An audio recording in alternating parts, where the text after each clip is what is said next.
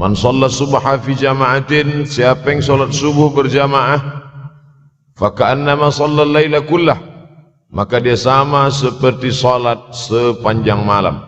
Man shalla subha fi jama'atin, siapa yang salat subuh berjamaah, kana fi dhimmatillah, maka dia senantiasa dalam lindungan Allah Subhanahu wa taala. Man shalla subha fi jama'atin, siapa yang salat subuh berjamaah, thumma qa'ada yadhkurullah, selepas itu dia tetap duduk di masjid berzikir mengingat Allah, hatta tatlu'asy syamsu, sampai terbit matahari. Thumma yusalli rak'ataini, kemudian dia salat sunat 2 rakaat, salat sunat isyraq. Kanat lahu ka'ajri hajjatin wa umrah, dia dapat pahala seperti haji dan umrah, tamah, sempurna. Hadis riwayat Imam At-Tirmidzi, hadisnya hadisun hasan. Mudah-mudahan kita istiqamah salat subuh berjamaah. Saya dimaklumkan katanya masjid kita yang cantik dan indah ini setiap subuh memanglah ramai seperti ini. Betul? Insya Allah. Tajuk kita fitnah akhir zaman. Fitnah bahasa Melayu artinya tuduhan tak ada bukti. Tohmah sebenarnya. Fitnah dalam bahasa Arab, coba kita tengok dalam Al-Quran. A'udzubillahi minasyaitonirrajim. Wattaqu fitnah alladzi la tusibanna alladhina zalamu minkum khassah. Takutlah kamu kepada fitnah yang dia tidak akan menimpa kepada kamu yang zalim-zalim saja. Makna fitnah dalam ayat ini bukan fitnah tuduhan tanpa bukti tohmah. Fitnah dalam ayat ini artinya seksa, azab. Lalu kemudian dalam ayat Al-Quran yang lain pula disebutkan Allah Subhanahu wa taala, laisa 'alaikum junahun an taqsuru minas salati in khiftum ay yaftinakumul ladzina kafaru. Kamu boleh mengqasar salat kalau kamu takut terkena fitnah. Kamu boleh mengqasar salat ketika dalam keadaan musafir, perjalanan panjang, takut diseksa oleh orang kafir musyrik, kamu boleh mengqasar salat supaya jangan terlalu lama berhenti dikejar musuh. Maka yang 4 rakaat boleh kamu buat 2 rakaat. Fitnah di situ maknanya bukan tuduhan tanpa bukti, tapi makna fitnah adalah seksa. Maka tajuk kita fitnah akhir zaman, makna fitnah di sini bukan tuduh. Al fitnatu asyaddu minal qatl. Fitnah itu lebih kejam daripada pembunuhan. Bukan fitnah menuduh tanpa bukti, tapi maknanya adalah siksa. Orang yang terkena siksa itu lebih menyakitkan daripada dibunuh. Sebab bila dia dibunuh, sekali pancung mati, selesai. Tapi bila dia tersiksa, maka amat sangat menyakitkan. Itulah maka kata ayat Al-Quran, al-fitnatu asyaddu minal qatl. Fitnah lebih kejam daripada pembunuhan, siksa lebih menyakitkan daripada dibunuh. Kalau disuruh pilih siksa apa pilih bunuh? Dua-dua tak nak. Pilih bunuh. Bunuhlah aku. Bila ada orang disiksa, dipotong tangannya, dipotong kakinya, dipotong telinganya, dipotong hidungnya, disuruh pilih nak mana, atau potong kepala sekali. Baiklah potong kepala sekali, sebab dia tak merasakan siksa. Supaya kita faham tentang tajuk kita ini. Tajuk kita adalah fitnah akhir zaman. Jadi makna fitnah di sini bukan tuduhan tanpa bukti, tapi makna fitnah adalah seksa-seksa. Akhir zaman. Kalau ada akhir tentu ada awal. Ada setengah kelompok mengatakan dunia ini tiada berawal, tiada berakhir. Kata dia dunia ini qadim, sama seperti Allah Subhanahu wa taala. Kalaulah dunia ini qadim, tentu ada 2 yang qadim, ada 2 yang kekal abadi. Maka orang yang mengatakan alam ini kekal, tiada berawal, tiada berakhir, dia sudah syirik. Syirik maknanya mengatakan ada 2 yang qadim. Allah tiada berawal, tiada berakhir. Dunia tiada berawal, tiada berakhir. Siapa yang mengatakan alam ini tiada berawal, tiada berakhir, maka dia syirik. Orang yang syirik maka tidak diterima amalnya. La in asyrakta, kalau engkau syirik la yahbatanna amaluka. Kalau engkau syirik maka seluruh amalmu akan gugur, tak bernilai di hadapan Allah Subhanahu wa taala. Al-yawma uhilla lakumut thayyibat. Hari ini dihalalkan bagi kamu yang baik-baik. Wa ta'amul ladzina utul kitaba halal lakum wa ta'amukum halal lahum. sembelihan orang Yahudi, sembelihan orang Nasrani ahli kitab halal bagi kamu. Bila kita pergi ke Europe, misal, seumpama kita pergi ke Europe, sampai di sana kita tiada mendapatkan makanan kambing, kerbau, sapi, sembelihan orang Islam. Dulu kata pensyarah saya masa belajar di Maghribi, kata dia dulu ambil master di UK. Waktu itu susah nak mendapatkan sembelihan orang Islam. Maka dia cari sembelihan orang Yahudi, ada tulisannya di situ kosher. Kosher macam label halal. Tapi bukan punya orang Islam, punya orang Yahudi. Maka dia ambil daging yang ada tulisan kosher ni, dia potong kecil-kecil, dia masak, dia makan. Kami tanya, Syekh, kenapa makan sembelihan orang Yahudi? Sebab dalam Al-Quran dikatakan, Al-yawma uhilla lakumut thayyibat, hari ini dihalalkan bagi kamu yang baik-baik, wa ta'amul ladzina utul kitaba halal lakum, sembelihan orang Yahudi dan Nasrani halal bagi kamu. Menurut mazhab Hanafi, Maliki, Syafi'i. Hanafi, Maliki, Syafi'i. Mazhab Syafi'i, Hanafi, Maliki, Hambali. Hanafi, Maliki, Hambali. Sedangkan mazhab Syafi'i tidak. Sebab kata mazhab Syafi'i, mereka kafir. Mereka kafir. Orang kafir tak boleh dimakan sembelihannya. Laqad kafara alladhina qalu inna Allaha huwal Masih ibnu Maryam. Siapa yang mengatakan Al-Masih anak Maryam itu adalah Tuhan, maka dia kafir. Laqad kafara alladhina qalu inna Allaha salisu salasah. Kafirlah orang yang mengatakan Allah itu tiga dalam satu, satu dalam tiga. Itu dalil mazhab Syafi'i mengatakan, kecuali yang datuk nenek dia dulu yang memang memegang mazhab itu, setelah datang Nabi Muhammad SAW mereka bersyahadat. Tapi mengapa menurut mazhab Hanafi, Maliki dan Hambali sembelihan mereka boleh dimakan?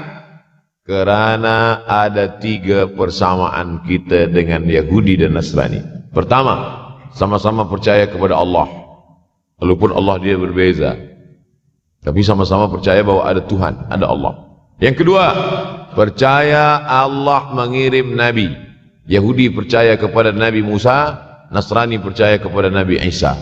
Maknanya Allah mengirim Nabi. Yang ketiga, ini yang menjadi tajuk kita subuh ini, sama-sama percaya bahwa dunia akan berakhir. Yahudi mengatakan dunia akan berakhir, akan kiamat. Nasrani mengatakan dunia pun akan berakhir, hancur, akan kiamat. Bagaimana dengan Islam? Ma huwal iman? Apa itu iman wahai Muhammad sallallahu alaihi wasallam? An tu'mina billah, percaya kepada Allah, wa malaikatihi, percaya kepada malaikat, wa kutubihi, percaya kepada kitab-kitab, wa rusulihi, percaya kepada rasul-rasul, wal yaumil akhir, percaya bahwa dunia ini akan berakhir. Wa tu'mina billah wa tu'mina bil qadri khairihi wa syarrihi, engkau percaya kepada takdir baik dan takdir buruk. 6. Siapa yang tidak percaya kepada rukun iman yang 6, maka dia tidak lagi diakui sebagai umat Muhammad sallallahu alaihi wasallam. Fitnah akhir zaman. Saya nak menjelaskan tajuk kita subuh ini. Fitnah, terjadi banyaknya siksa-siksa. Akhir zaman, di ujung zaman. Menunjukkan dulu ada awal zaman, sekarang ada akhir zaman. Ada awal masa dunia, kita sekarang sudah berada di ujung dunia. Manakala Nabi Muhammad SAW Isra dan Mi'raj, dia melihat dalam perjalanan Isra Mi'raj itu ada seorang perempuan tua yang sedang bersolek. Jadi perempuan tua bersolek ini sudah nampak Nabi sejak masa Isra Mi'raj lagi. Jadi jangan terkejut bila sekarang nampak ada orang tua bersolek. Dah lama dah. Kata Nabi kepada Jibril, apa itu wahai Jibril? Kata Jibril, itulah dunia. Dunia sudah tua, tapi dia tetap juga ingin menampakkan dirinya muda. Dunia ini sudah tua, tak lama lagi akan hancur binasa. Idza sama'um fatarat, langit terbelah. Wa idzal kawakibun tasarat, planet-planet akan hancur berkeping. Wa idzal biharu fujirat, lautan akan meletup naik ke darat, hancur semuanya. Wa idzal quburu bu'athirat, dan kubur akan dibangkitkan, semua yang ada di dalam tanah ini akan bangkit. Alimat nafsum ma qaddamat wa akharat. Kenapa tanah ini tidak bergulung? Kenapa tanah ini tidak bergoncang? Kenapa kulit tanah ini tetap stabil? Sebab ada pakunya. Seperti kertas yang ditempel di dinding, datang angin kencang. Manakala angin kencang datang, kertas tak bergoyang sebab ada pakunya. Apa paku tanah ini? Surah An-Naba juzuk 30. Wal jibala autada. Kami jadikan bukit-bukit, gunung-gunung sebagai autada, pasaknya. Kalau kita membuat kemah, ada tiang. Tiang ini bergoncang. Bagaimana supaya tiang ini tidak bergoncang? Pasang pasak-pasak di tepi tiang. Pasak dunia ini adalah bukit-bukit. Kalau kita menengok ada bukit, maka sebenarnya sepertiganya saja yang ada di atas. Bukit yang besar di atas itu sepertiga. 2/3 bukit terhunjam, tertanam ke dalam tanah. Wal jibala autada. Tapi sampai masanya nanti bukit ini akan tercabut. Wa takunul jibalu kal ihnil manfush. Wa takunul jibal, bukit-bukit kal ihni, seperti bulu kambing. Manfush, bulu kambing yang dihembus angin. Hebatnya ayat-ayat Al-Quran itu, Allah memilih kata-kata sesuai dengan keadaan. Sembayang malam berat, nak jaga tidur malam berat. Kata berat bangun malam itu mengucapkannya pun berat. Wa minal laili fatahajjad. Tahajjad berat. Sebagaimana beratnya jaga tengah malam, begitu Allah pilihkan kata yang berat. Tahajjad berat. Wa takunul jibalu kal'inil manfush. Wa takunul jibal, bukit-bukit, gunung-gunung yang besar, yang berapi, kal jibal, kal ihni, seperti bulu kambing. Manfush. Nun berjumpa dengan fa, fa mengeluarkan angin, shin pun menghembuskan angin. Ambil bulu kambing, letakkan di tapak tangan, kal ihnil manfush. Sebagaimana terbangnya bulu kambing dari tapak yang dihembus angin, begitulah gunung-gunung akan tercabut. Kalau gunung-gunung yang besar, gunung yang dari batu, gunung yang berapi, yang mengeluarkan lahar, itu tercabut dari tanah seperti bulu kambing dihembus angin, bagaimana agaknya kita nanti? Tak tahu entah macam mana. Macam butiran debu-debu, macam butiran tepung yang dihembus angin kencang. Wataran nasa sukara. Selepas gunung-gunung itu tercabut, lalu tanah ini bergoncang, kau lihat manusia macam mabuk. Wataran nasa sukara. Kau pandang manusia macam mabuk. Wa mahum bisukara. Mereka tidak mabuk. Mereka berjalan bergoncang bukan kerana mabuk.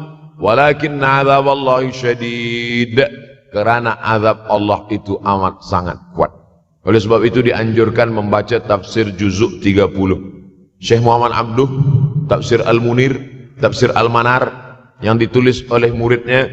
Dia bagi tazkirah saja, dia tak ada menulis, tapi kemudian muridnya Rashid Ridha menulis. Itulah dia tafsir Al-Manar. Dia tidak memulai tafsir dari juzuk 1 Al-Baqarah, tapi dia mulakan juzuk 30. Sebab apa? Sebab mengkaji juzuk 30, amma yatasaalun 'anil naba'il 'azim alladhi hum fi mukhtalifun kalla saya'lamun, bercerita tentang hari kiamat. Orang kalau sudah bercerita tentang hari kiamat, datang rasa takut, datang rasa cemas, datang rasa khawatir, kita akan mati, dunia akan binasa, apa yang akan kita bawa? Selepas dia mengkaji juzuk 30, datanglah semangatnya, khusyuklah dia solat. Datang semangatnya beribadah, datang hilang rasa cinta harta, dia akan berwakaf, berinfak, bersedekah. Maka fitnah akhir zaman ini perlu dikaji selalu supaya kita mendatangkan khusyuk dalam hati, takut dalam hati, ridha menerima keputusan Allah Subhanahu wa taala. Fitnah akhir zaman. Hadis yang saya pilih diambil dari kitab Sahih Al-Bukhari. Pendek saja, Sahih Al-Bukhari, tapi sebenarnya judul kitab ini panjang. Al-Jami' As-Sahih Al-Musnad Al-Mukhtasar min umuri Rasulullah SAW wa sunanihi wa ayyami. 7. Disebut dia Al-Jami' kerana dia mencakup 3 aspek: akidah, ibadah, akhlak. Al-Musnad kerana hadis-hadisnya bersanad dari Imam Al-Bukhari sampai ke Nabi Muhammad sallallahu alaihi wasallam. Ada silsilah Al-Mukhtasar karena dia ringkasan 7.275 hadis sahaja, padahal hadis Nabi banyak, maka dia ringkaskan, dia kecilkan menjadi 7.275 hadis. Min umuri Rasulullah, semua perkara-perkara Rasulullah, wa sunanihi, kebiasaan-kebiasaan Rasulullah, wa ayyamih, hari-hari kehidupan Rasulullah SAW. Disebut Sahih Al-Bukhari. Bukhari bukan nama orang, Bukhari nama kampung, Bukhara, Uzbekistan sekarang. Nama dia Muhammad bin Ismail bin Ibrahim bin Al-Mughirah bin Bardizbah Al-Bukhari. Bardizbah datuk dia yang kelima mu'allab masuk Islam, Majusi, penyembah api, dari Persia, Iran sekarang.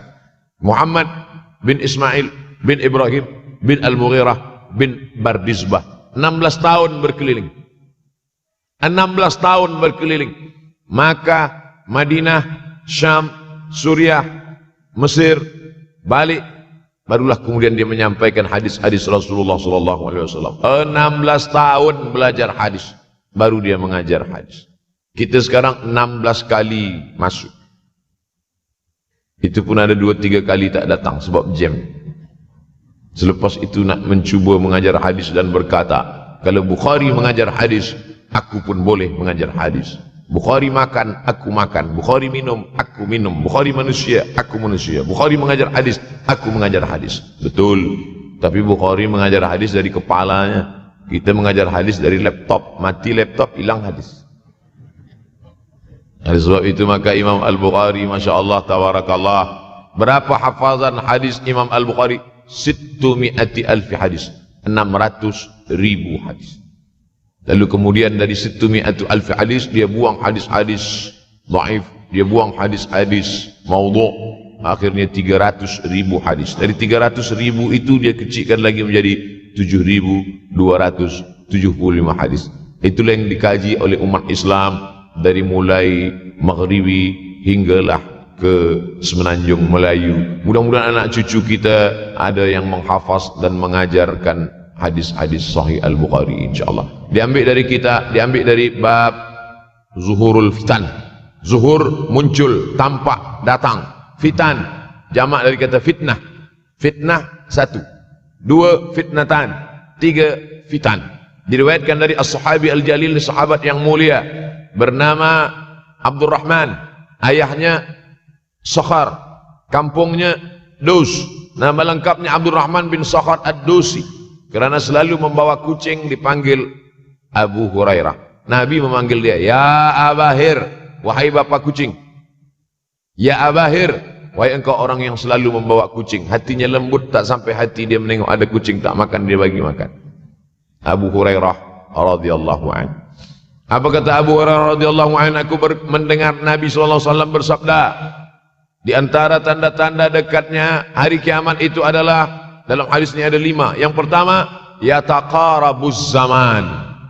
Zaman, masa, waktu makin pendek, makin singkat, makin tak terasa. Dulu nampak budak-budak, sekarang sudah jadi mak budak-budak.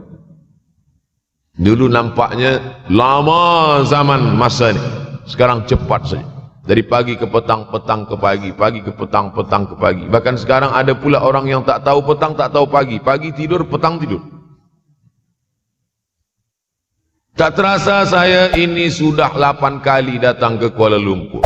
Awal-awal sekali 2014, 2015, 16, 17, 18, 19, 20. Sudah kali yang ke-7. Saya datang setahun sekali saja, setiap bulan Februari. Bulan Februari datang. Rupanya dah yang ke-7 kali. Bulan Februari. Ini saya bagi tahu supaya kita semua faham. Saya datang bulan Februari, supaya tak datang balik, datang balik, datang balik, datang balik. Sekali datang dari tarikh 2 hingga 9. Pusing, pusing, pusing, pusing, balik. Rupanya sudah kali ke-7, ke-8 kali datang menyampaikan tazkirah. Tak terasa.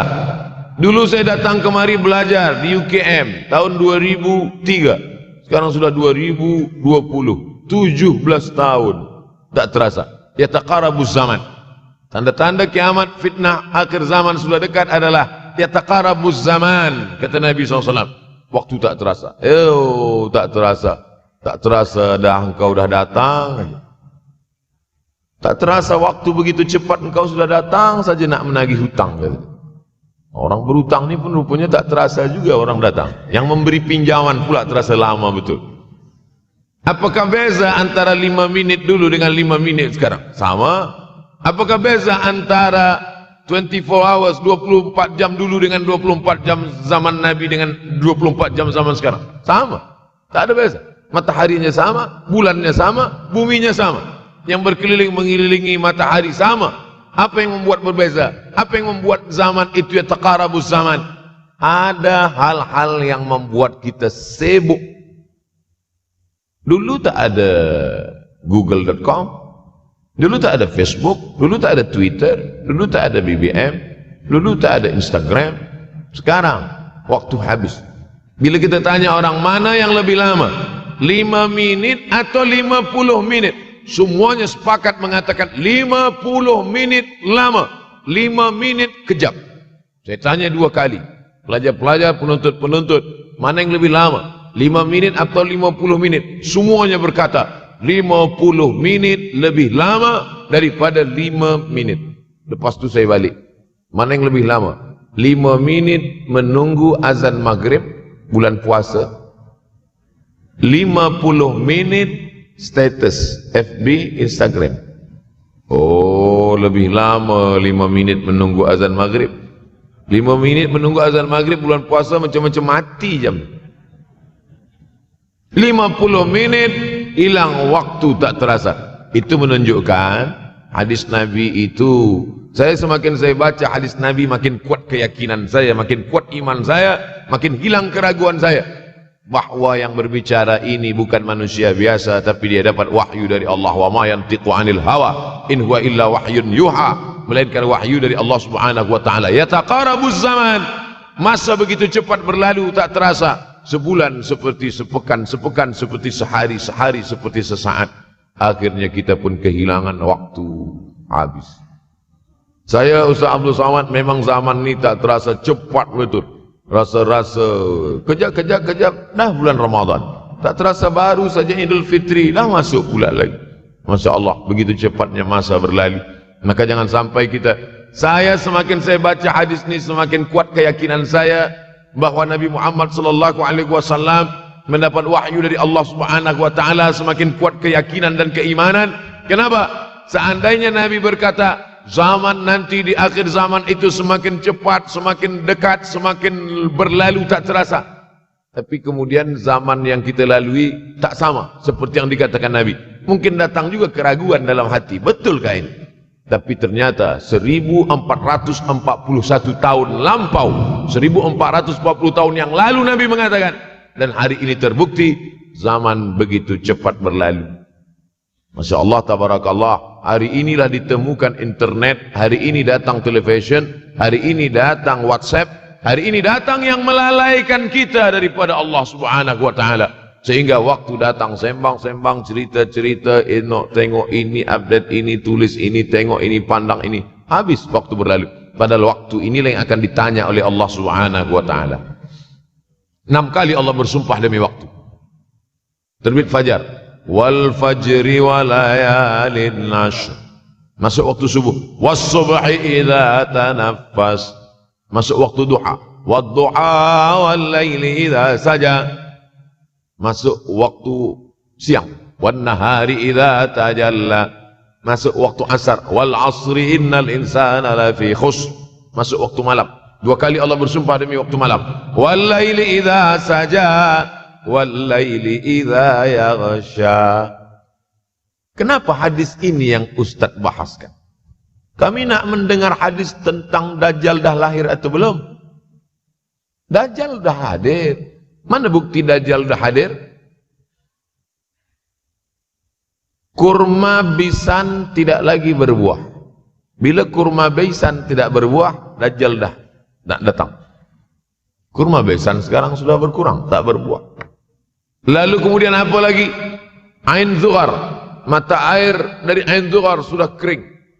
Sudah kering. Oleh sebab itu, tapi manakala dulu datang Habib Umar bin Hafiz, saya hadir majelis itu, adalah seorang bertanya, Habib, ya, Imam Mahdi dah lahir atau belum? Saya tengok Habib menjawab, sepertinya dia macam tak suka pertanyaan. Kata dia, kita tak perlu mencari-cari dia dah lahir atau belum, kampung dia di mana, dia lahir di hospital mana, dia tak perlu. Yang perlu kita siapkan adalah iman dan takwa pengetahuan kita, supaya kita jangan sampai terkecoh, supaya kita boleh membezakan mana hak, mana batil, mana betul, mana salah, mana lurus, mana bengkok, mana hitam, mana putih. Sehingga dengan istiqomahnya kita beribadah ini, kita boleh membezakan mana Al-Masih yang original, yang asli, mana Al-Masih Ad-Dajjal. Makanya tadi sebelum salam kita berkata, Allahumma inni a'udzubika min azabi jahannam, wa min azabil qabri, wa min fitnatil mahya wal mamat, wa min syarri fitnatil masihid dajjal. Membaca, menghafaz 10 ayat di awal surah Al-Kahfi. Siapa yang menghafaz 10 awal ayat, hadis lain mengatakan 10 akhir, 10 awal 10 akhir, elok dua-duanya. Tapi Masya Allah, tabarakallah, anak-anak kita yang pakai jubah, pakai sorban putih ini, daripada tahfiz Quran, mereka tidak hanya menghafaz 10 awal 10 ujung, dari awal sampai ujung dia hafaz, 30 juzuk dia hafaz. Mudah-mudahan anak-anak kita penghafaz Al-Quran. Allahumma ja'al abna'ana wa banatina min huffazil Quran wal hafizat.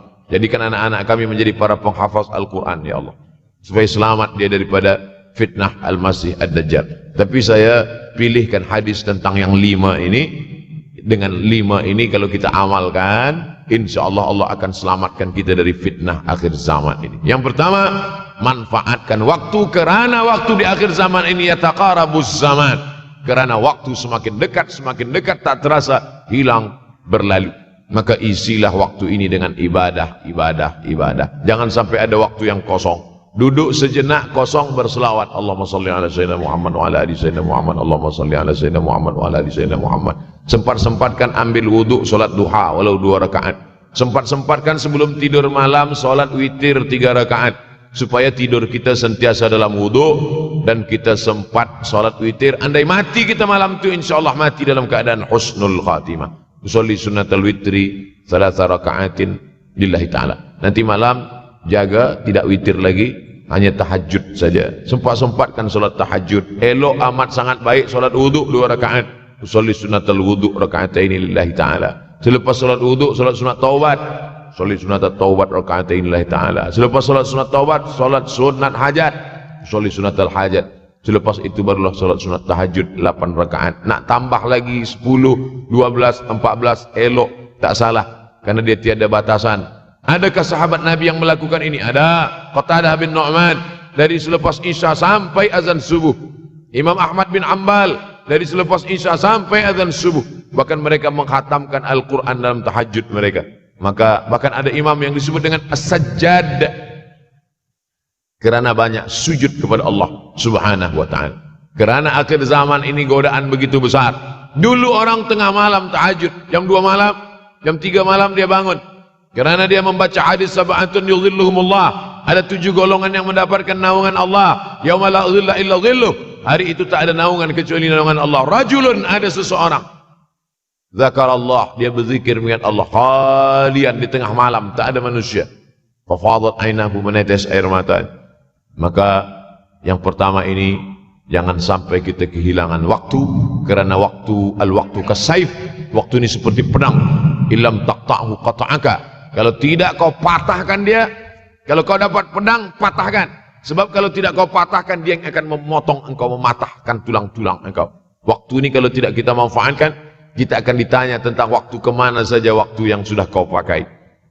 Inna sam'a, pendengaran, wal basar, penglihatan, wal fuad, hati, kullu ulaika kana anhu mas'ula. Semua akan disoal, semua akan diminta tanggungjawab di hadapan Allah. Kemana waktu yang sudah aku bagi dulu engkau pakai? Yang pertama nanti ditanya, la tazulu qadama 'abdin yaumal qiyamah. Kaki anak Adam tidak akan bergeser, tidak akan beralih dari tempat tegaknya pada hari kiamat, hatta yus'al, sampai dia disoal, sampai dia ditanya. La tus'alunna yauma idzin 'anin na'im. Banyak yang akan ditanya nanti, tapi Nabi bagi tahu di antara yang akan ditanya dari sekian banyak nikmat itu 4. Yang pertama, an umrihi fima afnah. Umur kemana engkau habiskan? Hari ini ada anak-anak muda belia umurnya 17 tahun, 17 tahun habis menghafaz Al-Quran. 17 tahun habis iktikaf dalam masjid. 17 tahun habis berzikir, berjubah, bersorban, mengabdikan ilmu, berkhidmat kepada ulama. 17 tahun habis. Tapi ada pula yang dibalik, 71 tahun habis. Rumah, office, kopi, rumah, office, kopi, rumah, office, kopi, batuk, mati habis. Apa yang dapat kita bawa menghadap Allah SWT? Yang pertama, yataqarabuz zaman. Yang kedua adalah wa yanqusul ilmu. Ilmu semakin berkurang. Kalau sudah ilmu berkurang, apa yang bertambah? Jahil. Kalau ilmu bertambah, jahil berkurang. Kalau ilmu berkurang, jahil bertambah. Mana ada orang jahil cakapnya didengar orang? Saya dulu awal-awal membaca hadis ini, wa yanqusul ilmu. Ilmu berkurang, jahil bertambah. Rasanya tak mungkin, tak logik, tak masuk akal. Mana ada orang tak berilmu cakap dia didengar? Sekarang baru saya faham. Dulu orang tak berilmu ditinggalkan orang. Sekarang orang tak berilmu asal dia pandai berbicara dia akan didengar orang. Bahkan orang jahil pula punya channel. Apa namanya? Jahil.com. Orang jahil punya channel. Banyak pula follower dia daripada follower kita. Banyak pula viewer dia daripada viewer kita. Sebab apa? Sebab yang menyaksikan tiada berilmu, yang berbicara tiada ilmu. Oleh sebab itu maka kita galakkan menuntut ilmu di majlis-majlis ilmu. Untuk apa Abdul Somad sudah berumur 43 tahun pun masih pergi juga lagi ke Sudan belajar? Apa yang nak dicari ini? Tak lain tak bukan, mudah-mudahan kita termasuk orang yang sampai akhir hidupnya mencari ilmu, insyaAllah. Saya datang kemari bukan niat mengajarkan ilmu. Saya datang ke Malaysia tetap niatnya belajar mencari ilmu. Man salaka tariqan, siapa yang melangkahkan kaki melalui suatu jalan, yaltamisu fihi ilman, siapa yang melalui suatu jalan niatnya untuk mencari ilmu, sahalallahu lahu bihi tariqan ilal jannah, dimudahkan Allah jalannya menuju surga.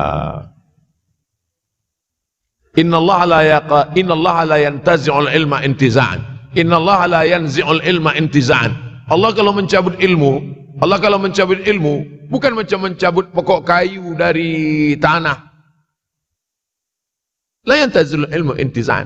Allah tidak mencabut ilmu macam mencabut pokok kayu dari tanah hingga ke akarnya, tidak. Lalu bagaimana ilmu ini dicabut? Biqabdil ulama. Dengan matinya ulama, maka habislah ilmu. Meninggal Imam Syafi'i, berkurang ilmu. Meninggal Imam Nawawi, berkurang ilmu. Meninggal Imam Fulan, berkurang ilmu. Maka yang hadir adalah al-juhala. Yang lebih menakutkan lagi adalah al-juhala bi thawbil ulama. Orang jahil dengan pakaian ulama. Abdul Somad tidak mengatakan dirinya ulama. Saya selalunya membacakan ayat Quran, membacakan hadis Nabi, menyampaikan fatwa ulama. Tak pernah saya berceramah, bertausiah. Menurut saya, siapa saya? Siapa kita? Syafi'i manusia, saya manusia. Syafi'i boleh berfatwa, saya juga boleh berfatwa. Imam Syafi'i berfatwa, Al-Quran 30 juzuk dalam kepala dia. Kita juzuk 30 pun kadang-kadang hilang. Imam Syafi'i balik dari masjid ke rumah, dia tutup telinga. Datang orang bertanya, Syafi'i, iya, kenapa engkau tutup telinga? Sebab bila aku dengar dari masjid ke rumah, semua yang aku dengar masuk tu semua aku ingat. Aku takut dia ingat di dalam, maka aku tutup. Kita, yang saya sampaikan tadi pun tak ingat. Oh, Ustaz mengejek kami, enggak. Jangankan yang mendengarkan, yang bercakap pun tak ingat. Nasib baik datang orang Jepun mengingatkan kita. Nah, ini, nama dia Sony. Manusia ini lupa.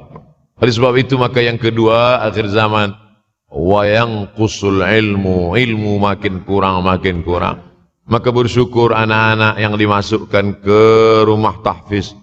Kalau ada rumah tahfiz di kampung biasa, kalau ada rumah tahfiz di desa, dusun biasa, tapi ada tahfiz di tengah kota besar Kuala Lumpur, masih ada lagi rumah tahfiz Quran.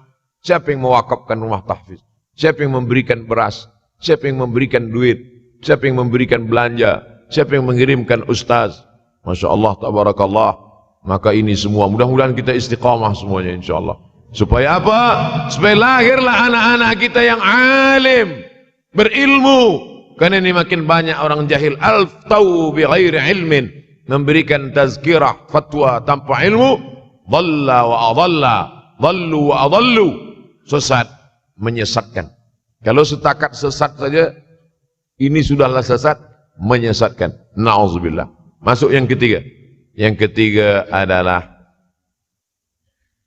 wa yanqusul ilmu, setelah habisnya ilmu-ilmu ini semua dicabut oleh Allah Subhanahu wa taala, lalu kemudian setelah ilmu dicabut Allah Subhanahu wa taala, wa yulqas syuh, wa may yuqashuh, sin dengan hak kecil, wa may yuqashuh nafsihi fa ulaika humul muflihun. Siapa yang selamat daripada sifat syuh, itulah orang yang beruntung. Hayya 'alal falah, mari kita menuju keberuntungan, kemenangan. Siapa orang yang menang? Selamat daripada sifat syuh. Ada orang menerjemahkan syuh ini pelit, bakhil.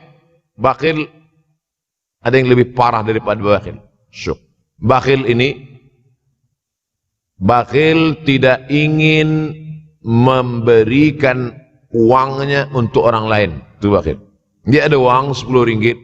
Uang itu hanya dia makan saja. Dia tak mau walaupun setengah sen kepada orang lain. Itu namanya bakhil. Kalau syuh ini, duit dia simpan, duit orang pula dia makan. Nah, itu syuh.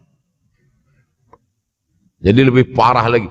Oleh sebab itu, kalau sudah ilmu ini dicabut, orang menjadi jahil, maka datang penyakit syuh yang ketiga. Apa itu syuh? Hubbud dunya, hubbul mal, wa tuhibbul mala hubban jamma. Engkau sayang kepada harta, amat sangat sayang.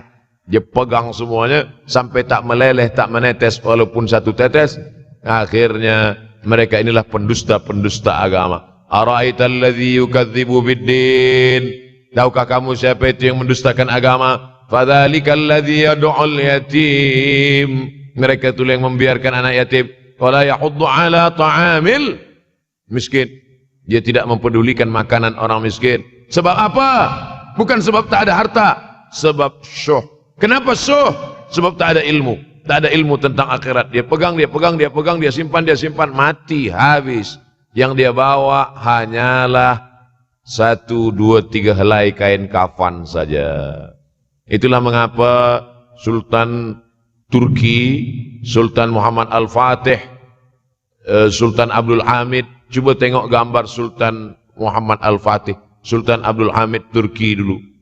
Sorban dia besar-besar. Saya dulu terkejut, lama saya tengok. Kenapa sorban orang Turki ini besar-besar? Lama-lama saya baca, rupanya sorban orang Turki itu kain kafan.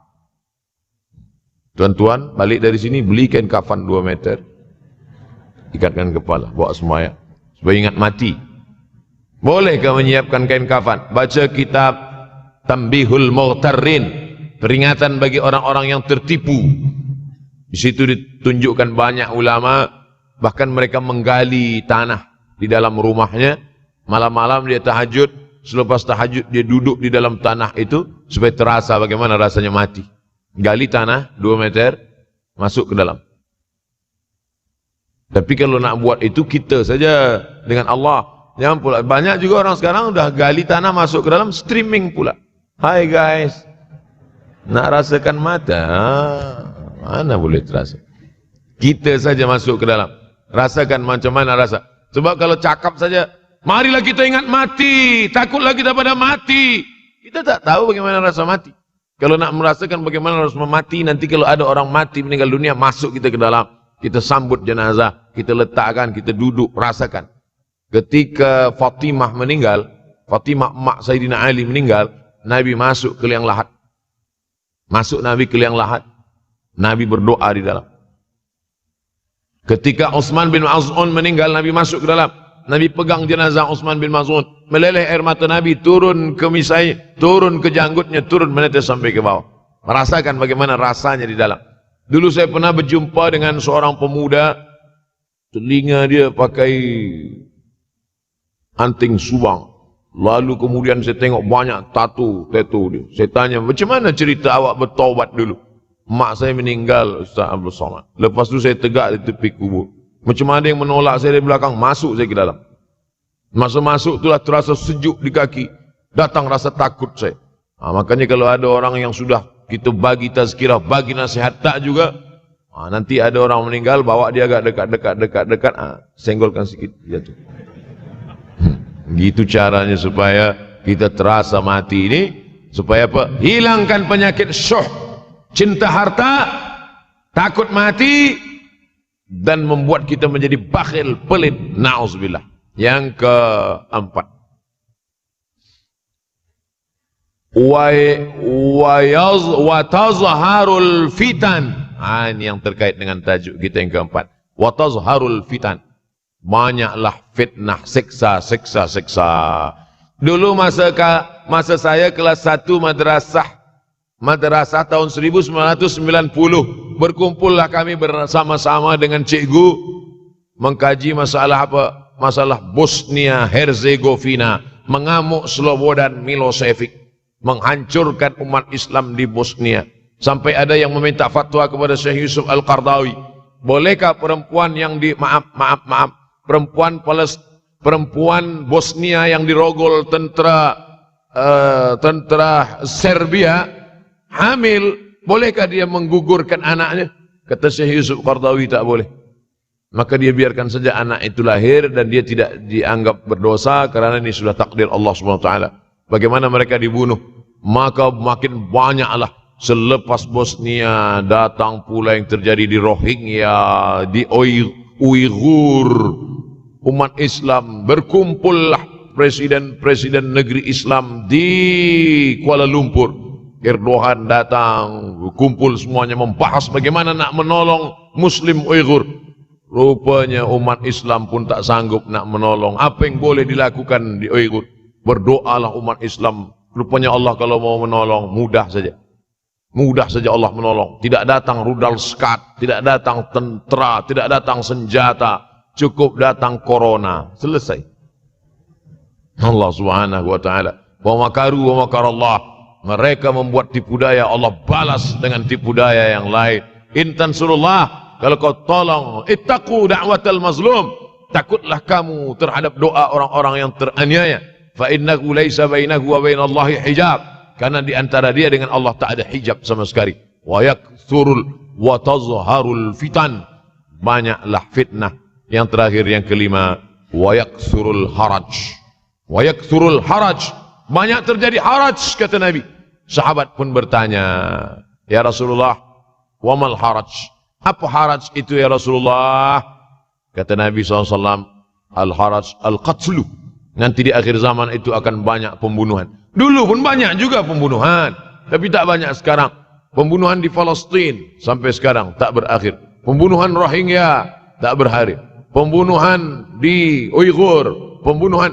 Dulu imam-imam masjid, imam salat tarawih dulu di Masjidil Haram, Allahumma ansuril Islam wal muslimina fi Palestin. Dulu satu aja. Selepas itu bertambah, Allahumma ansuril Islam wal muslimina fi Palestin wa Suriah. Selepas itu bertambah lagi, Allahumma ansuril Islam wal muslimina fi Palestin wa Suriah wal Yaman. Selepas itu bertambah wa Uighur wa, akhirnya wa fi kulli makan. Semakin bertambah. Oleh sebab itu maka ini di antara fitnah akhir zaman. Man lam yahtam bi amril muslimin falaysa minhum. Selepas kita kaji hadis ini, apa tujuan kita?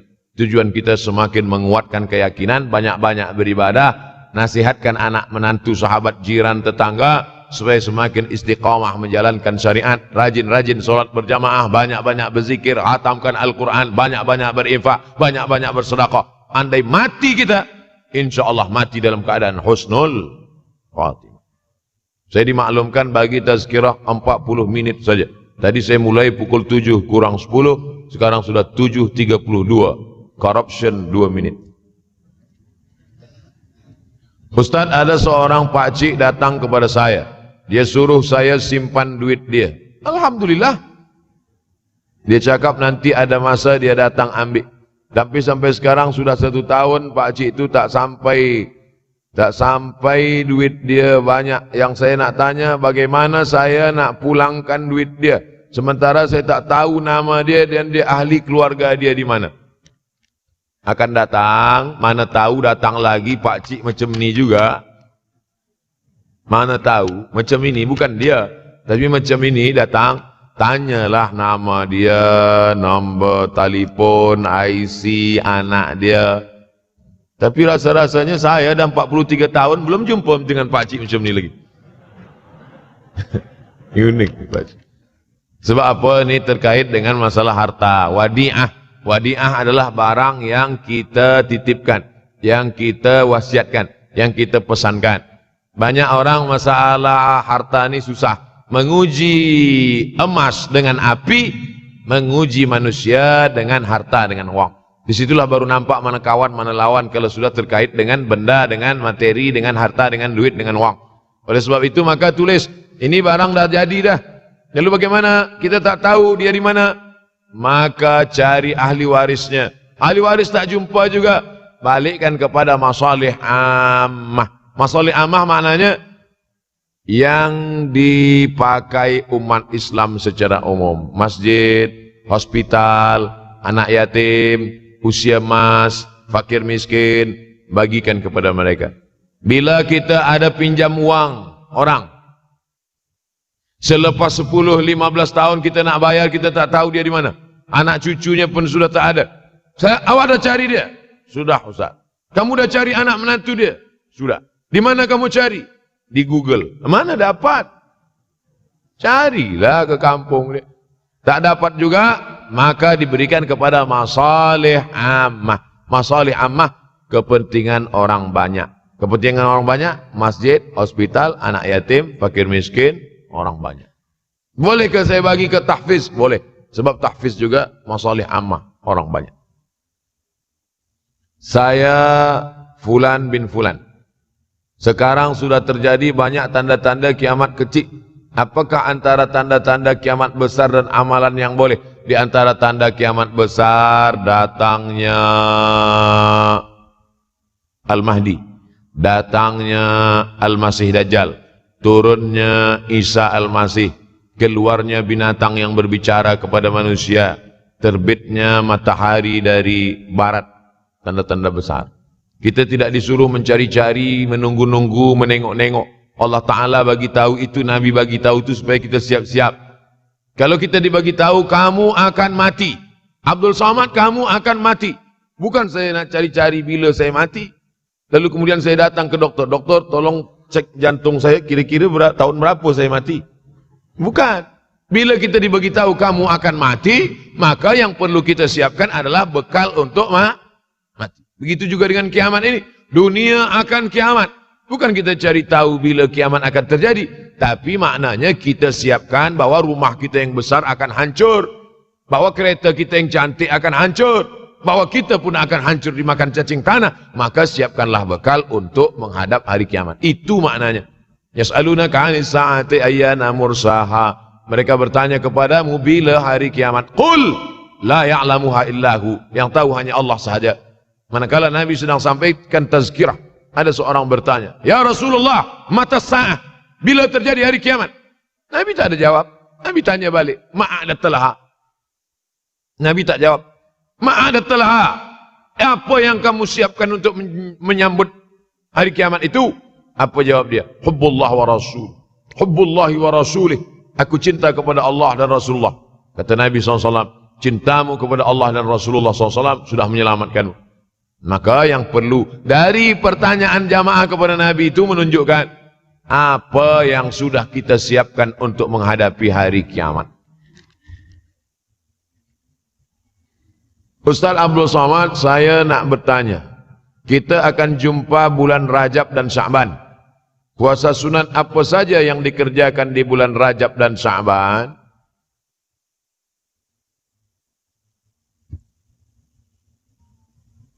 Dalam hadis dikatakan salasun mutawaliyatun. Inna iddatash syuhuri 'indallahi 12 syahran fi kitabillah. Jumlah bulan ada 12, minha arba'atun hurum. Syukran, jazakallahu khairan, ahsanallahu ilaikum. Minha arba'atun hurum, ada 4 bulan haram. 4 bulan haram maknanya 4 bulan mulia kita disuruh beribadah. Ibadah yang paling elok adalah puasa sunat. Apa 4 bulan haram itu?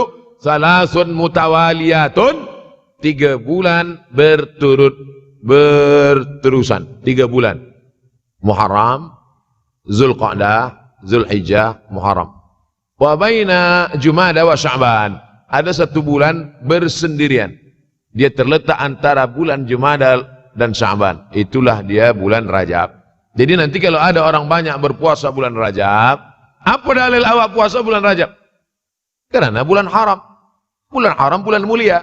Di bulan mulia paling bagus beramal yang mulia. Apa amal yang mulia? Puasa sunat. Bulan Sya'ban. Nabi paling banyak puasa selepas Ramadan adalah Sya'ban. Jadi kalau kita buat yang paling tinggi adalah Ramadan. Di bawah Ramadan, Sya'ban. Di bawah Sya'ban, bulan haram. Paling tinggi Ramadan. Di bawah Ramadan, Sya'ban. Di bawah Sya'ban, itulah dia bulan haram. Muharram, Zulqa'dah, Zulhijjah, Rajab. Nah, inilah puasa-puasa sunat. Sampai-sampai puasa bulan Sya'ban itu, apa kata Aisyah radhiyallahu anha? Karena Rasulullah SAW yasumu Sya'ban kullahu. Nabi pernah melaksanakan puasa bulan Sya'ban itu kullahu. Tapi bukan tiap-tiap tahun. Bukan maknanya tiap tahun Nabi bulan puasa Sya'ban itu full 1 bulan. Tidak. Makna kullahu mu'azamahu. Sebagian besarnya. Makna kullahu, pernah 1 bulan Sya'ban dia puasa full tapi tidak tiap tahun. Oleh sebab itu banyak-banyak puasa sunat ini elok. Banyak sekarang orang puasa. Tapi bukan lillahi ta'ala. Puasa nawaitu sawma ghadin, diet. Niatnya takkan Allah. Berniat puasa karena Allah, dietnya dapat. Berniat diet, Allah tak dapat. Oleh sebab itu maka luruskan niat. Innamal a'malu binniat. Apa doa untuk lembutkan hati seorang lelaki yang kita sayangi? Salat sunat hajat. Usolli sunnatal hajat. Hajatnya apa? Dalam hati. Jangan cakapkan di situ. Usolli sunnatal hajat, nak lembutkan hati si fulan. Sembayangnya di masjid pula. Dengar kawan sebelah. Siapa kata dia? Dalam hati. Allahu Akbar. Selepas itu di sujud terakhir, aqrabu ma yakunul 'abdu min rabbih wa huwa sajid. Seorang hamba paling dekat dengan Allah manakala dia bersujud. Di sujud terakhir itulah doa. Ya Allah, lembutkanlah hati si fulan. Ya muqallibal qulub. Bolehkah kita berdoa menyebut nama? Boleh. Ada hadis Nabi doa menyebut nama? Ada. Allahumma a'izzal Islam bi Umarain. Ya Allah, kuatkan Islam ini dengan 2 Umar. Umar bin Khattab dan Umar bin Hisham. Boleh. Nabi ada menyebut nama. Oleh sebab itu maka doa. Pertama dengan solat hajat. Yang kedua dengan membaca Yasin. Kata Imam Ibn Katsir, la tuqra'u fi amrin asirin illa yassarahullah. Kalau dibacakan pada perkara yang susah, maka Allah mudahkan. Yasin. Dibacakan pada perkara yang susah, Allah mudahkan. Ada orang yang susah mati, dibacakan Yasin, cepat dia mati. Yassarahullah. Dimudahkan Allah SWT. Maka dibacakan dia. Selepas membaca surah Yasin itu, membaca doa. Allahumma inni as'aluka bihaqqi Yasin. Aku memohon kepada engkau dengan kemuliaan surat Yasin ini, tunaikanlah hajatku. Sebutkan apa hajat. Last. Bagaimana tanggapan Ustaz terhadap budak-budak yang dilarang dalam masjid? Budak-budak terbagi 2. Pertama, budak-budak yang mumayyiz. Yang kedua, budak-budak yang sabi, belum sampai mumayyiz. Mumayyiz belum akil balik, tapi boleh membezakan mana baik, mana buruk, mana makanan, mana kotoran. Yang di bawah ini sabi. Setahun, 2 tahun, 3 tahun, 4 tahun, itu sabi. Sabi ini tak boleh membezakan. Bila kita suruh dia diam, awal-awal kita katakan gini, diam. Dia pula bagi tahu kita. Ini tak boleh bawa ke masjid. Adapun yang sudah mumayyiz 5, 6, 7, 8, 9, 10, ini dibawa ke masjid. Budak-budak kecil dibuatkan sopnya di belakang. Begitu dalam fatwa Syekh Atiyah Saqar dalam fatwa Al-Azhar. Lelaki khairus sufufir rijal, sebaik-baik sop lelaki di depan. Selepas itu budak kecil di belakang, baru perempuan. Kenapa budak kecil ini di belakang? 2 alasan. Yang pertama, dia menjadi hijab dinding antara perempuan dengan lelaki. Yang kedua, Sebab banyak budak kecil ini yang wuduknya rosak. Sebab apa? Sebab dia belum berkhitan. Maka di ujung kulfah ada najis. Maka kalau dia diletakkan di shaf, dia boleh memutus shaf. Kenapa masa di Makkah tu banyak budak-budak kecil salat di samping ayahnya? Tak sama budak kecil di sana, budak kecil sini. Budak kecil sana 7 hari khitan. Tempat kita tak tahu di Malaysia. Tempat kami di Sumatera pun beza dengan di Jawa. Di Jawa budak kecil khitan. Kami di Sumatera budak kecil macam cuti sekolah umur 10 tahun baru khitan. Itu pun banyak juga tak khitan. Yang lain khitan dia lari pula. Oleh sebab itu maka yang belum berkhitan tu ada najis di ujung, atau dia sudah berkhitan tapi wuduk dia tak sempurna. Oleh sebab itu budak-budak kecil dibawa ke masjid. Kalau dia sudah boleh ditegah, boleh membezakan, memayis. Budak kecil ini dibagi 3. Yang pertama sabi, belum boleh membezakan mana elok mana tak elok. Selepas itu memayis, sudah boleh membezakan mana elok tak elok, tapi belum lagi akil balik. Selepas itu amrat. Amrat pakai dal. Amrat maknanya baru saja masuk akil balik. Kalau kita larang budak-budak ni di masjid, kalau ada budak-budak kecil masih berlari-lari, masih menjerit-jerit, bersyukurlah. Maknanya masjid kita 20 tahun akan datang masih tetap ada orang yang solat berjamaah. Tapi kalau di masjid tu ada budak-budak lagi, yang ada tua-tua je, alamat kapal akan tenggelam. Sekarang banyak di masjid ni isinya orang-orang yang sudah diintai-intai malaikat maut aja. Na'udzubillah. Alhamdulillah masjid kita semua hadir. Budak-budak kecil pun hadir. Pemuda-pemuda belia pun hadir. InsyaAllah 20 tahun akan datang masjid ni tetap ramai solat berjamaah. Anak saya pernah ditampar oleh seorang nenek kerana yang sedang solat dia menjerit dan menangis. Oh, mungkin nenek ini darah tinggi. Maka akan datang, jangan letak dia dekat nenek-nenek. Itulah maka saya sebut tadi di belakang. Memang orang-orang tua ni kadang emosional dia tak lagi terkendali. Tengok. Kadang jangankan menangis, kita menyanyi pun dia tersinggung. Apalagi menangis. Oleh sebab itu maka kita jaga. Ada setengah orang tua memang tak suka menengok budak kecil. Ini budak ni pergi balik. Kalau tidak aku mati dia sipak kata dia. Na'udzubillah. Jadi manusia ini kalau sudah 7 ke bawah, 71 ke atas, memang macam-macam akhlak, akal dia sudah dicabut oleh Allah. Mudah-mudahan yang kita inginkan. Makanya ada doa supaya jangan sampai an yuradda ila ardhalil umuri. Jangan sampai aku disampaikan pada usia yang hina. Ada manusia ini usianya hina. Sebab apa usia hina? Wa man nu'ammirhu nunakkishu fil khalqi. Siapa yang kami panjangkan umurnya, kami kurangkan kejadiannya. Sudah sampai pada umur itu berkurang kejadian. Kaki berkurang, mata berkurang, telinga berkurang, dan paling mengkhawatirkan adalah akal pun berkurang. Inilah termasuk akal berkurang. Dia tanpa budak kecil itu sebenarnya umur dia sudah hampir-hampir sama macam budak kecil itu juga. Mudah-mudahan kita diselamatkan daripada usia yang hina ini insyaallah. Di akhir majlis mari kita berdoa kepada Allah supaya kita istiqamah hingga akhir zaman, akhir hayat. Ala hazihi niyah al-Fatihah. A'udzubillahi minasyaitonir rajim. Bismillahirrahmanirrahim. Alhamdulillahirabbil alamin. Arrahmanir rahim. Maliki yaumiddin. Iyyaka na'budu wa iyyaka nasta'in. Ihdinas siratal mustaqim, siratal ladzina an'amta 'alaihim ghairil maghdubi 'alaihim waladdallin. Amin. Allahumma inna na'udzubika minal hammi wal hazan. Selamatkan kami dari susah hati dan kesulitan. Wa minal ajzi wal kasal. Selamatkan kami dari sifat malas dan lemah. Wal jubni wal bukhul. Selamatkan kami dari sifat penakut dan bakhil. Wa dhala'id daini wa ghalabatir rijal. Selamatkan kami dari dililit hutang dan dikuasai orang lain. Allahumma inna na'udzubika min ilmin la yanfa'. Selamatkan kami dari ilmu yang tak bermanfaat. Wa min qalbin la yakhsha'. Jauhkan kami dari hati yang tak takut dan tak khusyuk. Wa min nafsin la tasma'. Jauhkan kami dari nafsu yang tak pernah kenyang. Wa min du'ain la yusma'. Selamatkan kami dari doa yang tak dikabulkan. Allahumma inna na'udzubika min azabil qabri. Selamatkan kami dari azab kubur. Wa min azabi jahannam. Selamatkan kami dari azab jahannam. Wa min fitnatil mahya wal mamat. Selamatkan kami dari fitnah hidup dan mati. Wa min syarri fitnatil masiihid dajjal. Selamatkan kami dari fitnah al-masih ad-dajjal. Allahumma tahhir qulubana. Sucikan hati kami. Allahumma ja'alna minat tawabin. Jadikan kami orang yang bertaubat. waj'alna minal mutatahhirin, jadikan kami orang yang mensucikan hati. Waj'alna min ibadikas salihin, jadikan kami hamba-hambamu yang saleh.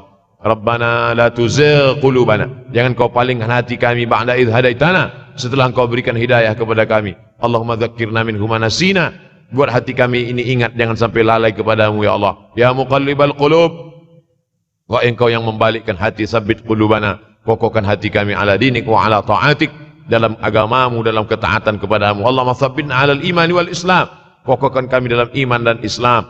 Allahumma ja'alna minal ladzina yastami'una al-qawla fayattabi'una ahsanah, jadikan kami orang-orang yang mendengarkan nasihat yang baik lalu merubahnya menjadi amal yang baik. Rabbana atina fid dunya hasanatan wa fil akhirati hasanatan wa qina adzabannar. Wa sallallahu ala sayyidina wa maulana Muhammad wa ala alihi wa sahbihi wasallam, walhamdulillahi rabbil alamin. Taqabbalallahu minkum minna wa minkum taqabbal ya karim. Terima kasih segala perhatian, mohon maaf segala kekhilafan.